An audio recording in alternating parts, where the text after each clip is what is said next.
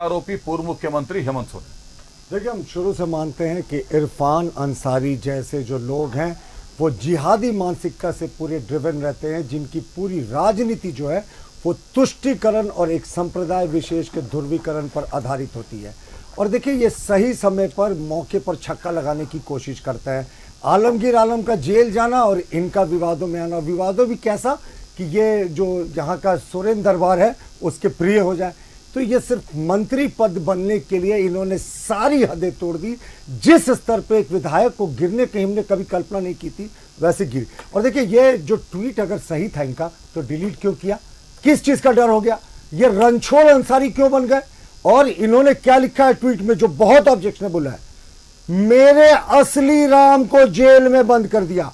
मैं line by line आऊंगा। मेरे असली राम तो मर्यादा पुरुषोत्तम भगवान श्री राम क्या थे? मेरे असली राम, ये कौन है मेरे असली राम? तो क्या मैं मेरे असली राम क्यों कह रहे हैं? हेमंत सोरेन को जो भ्रष्टाचार के संगीन आरोप में जेल में बंद है। और क्या मियां इरफान अंसारी को इतनी हिम्मत है कि अपने इस्लाम धर्म के जो आराध्य लोग हैं, जो बड़े लोग हैं, जिन्होंने कुरान में जिनका जिक्र है, उनकी तुलना कर सकते हैं हेमंत सोरेन से? और क्या सीता मैया जो यहां पे कल्पना सोरेन को कह रहे हैं, क्या कल्पना सोरेन की तुलना किसी से कर सकते हैं इस्लाम में जिनका वर्णन है? वो नहीं जुटा सकते हैं, क्योंकि मियां इरफान अंसारी सिर्फ सनातनियों का अपमान करना चाहते हैं। और देखिए, जेएमएम के प्रवक्ता ने बहुत शालीनता से डिफेंड किया, लेकिन यहां बैठे पैनलिस्ट उनका समर्थन कर रहे हैं। और कांग्रेस की तो आदत रही है तुष्टीकरण की। मैं तुष्टीकरण कहते हैं कि हमारे लिए सब धर्म बराबर है। नहीं साहब, हिंदू मुस्लिम सरना सिख ईसाई सब है भाई भाई।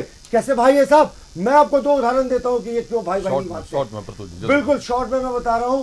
सितंबर 2007 में कहते हैं कि राम मंदिर, राम जो है वो कल्पना के पात्र है, वो कभी अस्तित्व ही नहीं था। सर्वोच्च न्यायालय में एफिडेविट करती है कांग्रेस की यूपीए सरकार, रामायण को काल्पनिक ग्रंथ बताती है।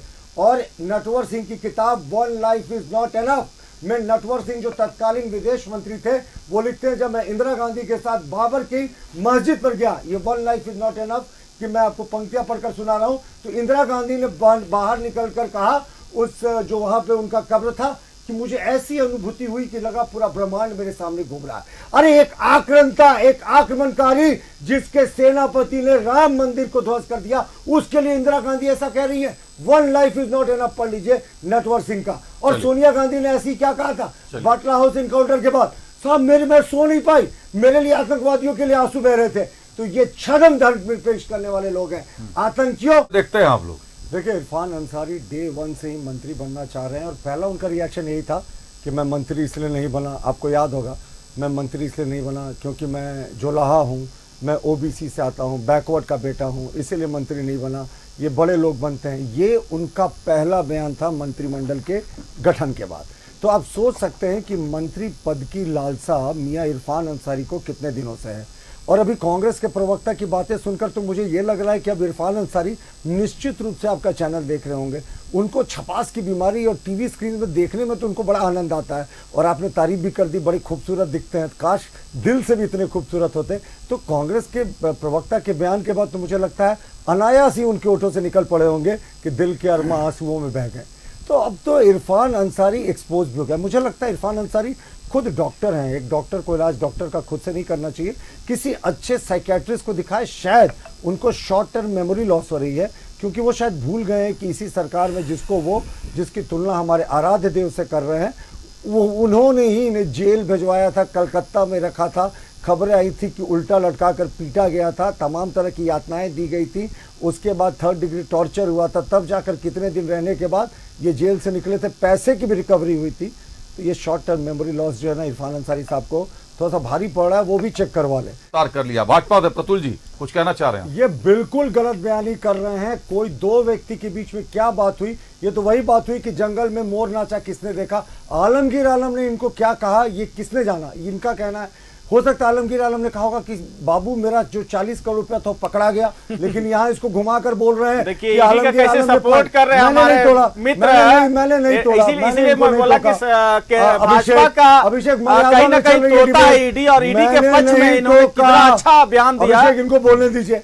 मैंने नहीं टोका एक बार भी रियाज साहब को, मुझे भी बोलने थे। बोले। तो आलमगीर आलम ने इनको क्या कहा और ये यहां आकर बोल रहे हैं। मैं भी कह रहा हूं आपके चैनल को पूरा झारखंड देखता है, देश का एक बड़ा हिस्सा देखता है, तो ईडी के अधिकारियों से भी मेरी गुजारिश होगी कि रियाज साहब को भी बुलाएं कि आलमगीर आलम ने इनको और क्या क्या बताया है, ताकि जो राज है ना वो राज दर राज निकलेगा।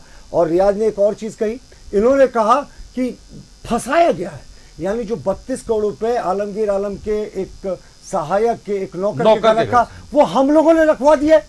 क्या इनका भाई जहांगीर आलम है जो 90 के दशक में, ये जहांगीर आलम दूसरा विषय, ये इनके नौकर की बात नहीं कर रहा, इनका सगा भाई है जहांगीर आलम जो 90 के दशक में शिफ्ट कर गया बांग्लादेश। जैसे जैसे आलमगीर आलम का राजनीतिक कद बढ़ता गया, वैसे ही वैसे जहांगीर आलम का बांग्लादेश में नोटों की स्थिति मजबूत होती गई। आपको पता है उसने बिल्कुल जीरो से शुरू किया था, आज वो 150 करोड़ के टर्नओवर का राइस मिल का मालिक है, जूट मिल का मालिक है। हमने तो आज प्रेस कॉन्फ्रेंस करके मांग की है कि जहांगीर आलम का राइस पैसे में और आलमगीर आलम का राइस पॉलिटिकल में, दोनों के कनेक्शन को देखें। और ये जो पैसे का मनी लॉन्ड्रिंग है, क्या इसका ट्रेल इंटरनेशनल भी है, क्या इसको बांग्लादेश भी भेजा जाता था, इस बात की भी जांच होनी चाहिए कि जहांगीर आलम का जो राइस है अचानक जीरो, जो आदमी बांग्लादेश कुछ लेकर नहीं गया, वो 20-25 वर्षों में 150 करोड़ की कई कंपनियों का मालिक बन जाता, 150 करोड़ टर्नओवर की। और आलमगीर आलम इसी समय राइज करते हैं, कहते 46 वर्ष का साहब बेदाग करियर, एक उनके सहायक के नौकर के यहाँ से 32 करोड़।